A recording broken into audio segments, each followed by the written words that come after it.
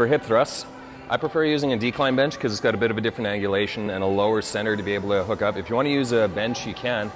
To start, set up so that your shoulders can lean back against the bench like that.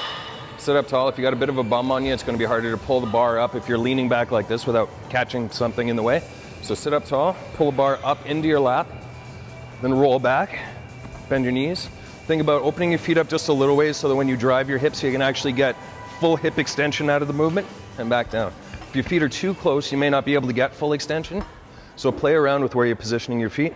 Brace your core hard, drive into the movement.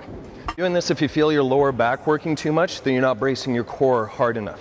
So you're overextending through your lumbar spine and not letting your abs brace your core that well. So pull your abs in tight and make sure that you feel like your hips are doing work.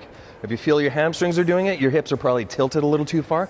So press up and then think tailbone down to your knees. Come back in. Brace the abs, tailbone to the knees, hips up high. So that's a hip thrust.